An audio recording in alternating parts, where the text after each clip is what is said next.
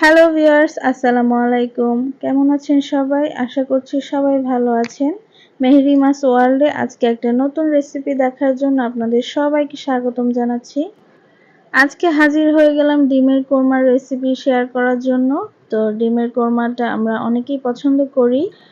অনেকেরই অনেক রকমের রেসিপি থাকে। আমি আজকে আমার রেসিপিটা শেয়ার করছি। আশা করছি আপনাদের সবার ভালো লাগবে। যারা নতুন রাঁধুনি আছেন তারা একটু হলেও উপকৃত হবেন।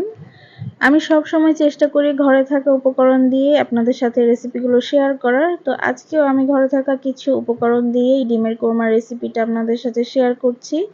ডিমের কোরমা রান্না করার জন্য প্রথমে চুলায় একটা প্যান বসিয়ে দিয়েছি। প্যানে কিছুটা তেল দিয়ে দিয়েছি। ডিমটা আমি আগে থেকেই সেদ্ধ করে রেখেছিলাম, তাই সেই ক্লিপটা আর নেওয়া হয়নি। এবারে তেলটা গরম হয়ে গেলে এখানে হাফ চা চামচের মতো ঘি দিয়ে দিচ্ছি। কোরমায় ঘি দিলে খুবই সুন্দর একটা ফ্লেভার আসে, তাই আমি ঘিটা ব্যবহার করেছি। যারা ঘিটা পছন্দ করে না তারা চাইলে স্কিপ করতে পারেন। ঘি আর তেলটাকে আমি একসাথে ভালো করে মিশিয়ে নিচ্ছি। এবারে এখানে দিয়ে দেব আস্ত 3 টুকরো দারচিনি, দিয়ে দিচ্ছি 3 টুকরো এলাচ, একটা তেজপাতাকে মাঝখান থেকে চিড়ে দিয়ে দিয়েছি। এবারে গোটা গরম মশলাগুলোকে আমি একটু ঘি এবং তেলের সাথে ভেজে নেব, যাতে সুন্দর একটা অ্যারোমা বের হয়। তো 1 মিনিটের মতো আমি এটাকে নেড়েচেড়ে একটু ভালো করে ভেজে নিয়েছি। সুন্দর একটা ফ্লেভার বের হয়েছে। এখন দিয়ে দিচ্ছি অল্প কিছু পেঁয়াজ কুচি। এটাকে এখন ভালো করে তেলের সাথে ভেজে নেব। আপনারা চাইলে শুধু পেঁয়াজ বাটাটাও ব্যবহার করতে পারেন। তো আমি অল্প কিছু পেঁয়াজ কুচি এবং পেঁয়াজ বাটা দুটোই ব্যবহার করব। তো পেঁয়াজটাকে আমি তেলের সাথে নেড়েচেড়ে ভেজে নিচ্ছি। পেঁয়াজটাকে বেরেস্তার মতো করে ভাজার কোনো প্রয়োজন নেই। এটা হালকা একটু বাদামি রঙের করে ভেজে নিলেই হবে। তো এখানে আমার পেঁয়াজটা ভাজা হয়ে গিয়েছে। এখন আমি হাফ কাপ এখানে পেঁয়াজ বাটা দিয়ে দিচ্ছি। এবার পেঁয়াজ বাটাটাকে আমি তেলের ওপর নেড়েচেড়ে ভেজে নিচ্ছি, যাতে পেঁয়াজের কাঁচা গন্ধটা চলে যায়। পেঁয়াজটাকে কিছুক্ষণ ভেজে নেওয়ার পর এখানে আমি এখন 1 চা চামচ রসুন বাটা দিয়ে দিচ্ছি। আর দিয়ে দেব হচ্ছে 1 চা চামচের একটু কম আদা বাটা। আদা রসুন বাটা দিয়ে এটাকে আমি এখন তেলের ওপর 2 মিনিটের মতো ভেজে নেব। সব বাটা মশলাগুলো আমার তেলের উপর ভেজে নেওয়া হয়ে গিয়েছে। এখন এখানে দিয়ে দিচ্ছি টক দই। এই টক দইটা আমার বাসায় তৈরি করা। বাসায় যদি টক দই না থাকে তাহলে 1 কাপের মতো জাল করা ঘন দুধ নিয়ে নেবেন। দুধটা কুসুম গরম হয়ে এলে তাতে 1 টেবিল চামচ লেবুর রস বা 1 চা চামচ ভিনেগার দিয়ে কিছুক্ষণ রেখে দিলেই সেটা টক দই হয়ে যাবে। তো আমি এভাবেই টক দইটা বানিয়ে নিয়েছি। এখান থেকে আমি 3 টেবিল চামচের মতো টক দই এখানে দিয়ে দিচ্ছি।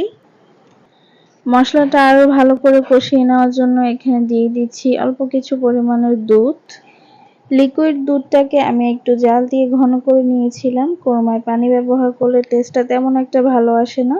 কোরমাটা দুধ দিয়ে রান্না করতে হয়। তো আমি অল্প কিছু দুধ দিয়ে ফার্স্টে মশলাটা কষিয়ে নিচ্ছি। তো আমি নেড়েচেড়ে মশলাটা ভালো করে কষিয়ে নিচ্ছি। কোরমার মশলাটা যত ভালো করে কষানো হবে, কোরমার টেস্টটা কিন্তু ততই বাড়বে।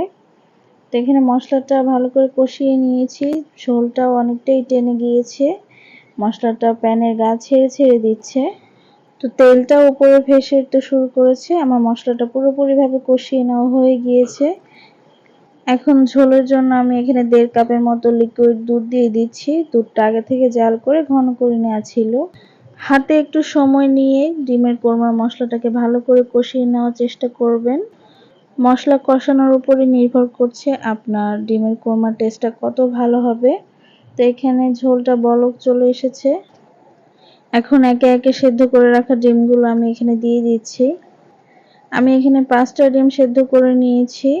আপনারা আপনাদের প্রয়োজন মতো কমিয়ে বাড়িয়ে নিতে পারেন। সবগুলো ডিম দিয়ে দিয়েছি।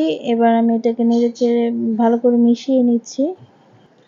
আপনারা চাইলে গ্রেভির জন্য বাদাম বাটা ব্যবহার করতে পারেন, কিন্তু আমি আজকে সম্পূর্ণ ঘরোয়া মশলাই এই রেসিপিটা তৈরি করে দেখাবো, সেজন্য হচ্ছে আমি বাদাম বাটাটা ব্যবহার করিনি।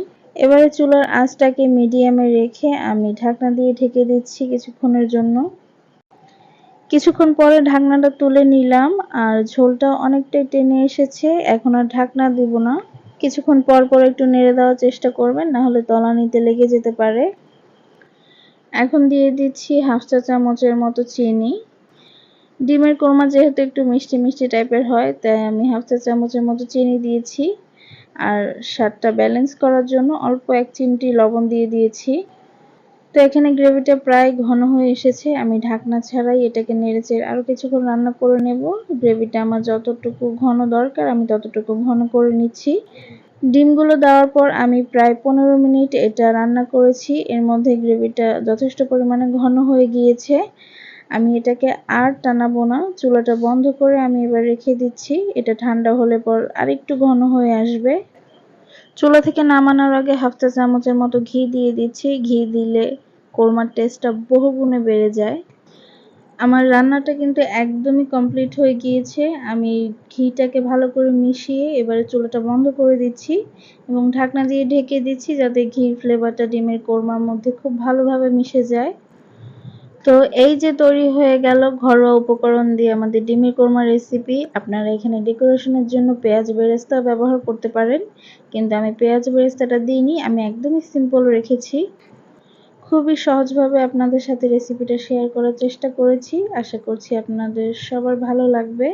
ভিডিওটি ভালো লাগলে ভিডিওতে একটা লাইক দিয়ে যাবেন এবং কমেন্টে জানাবেন আপনাদের কেমন লেগেছে। আজকের মতো এখানেই বিদায় নিচ্ছি। আল্লাহ হাফেজ।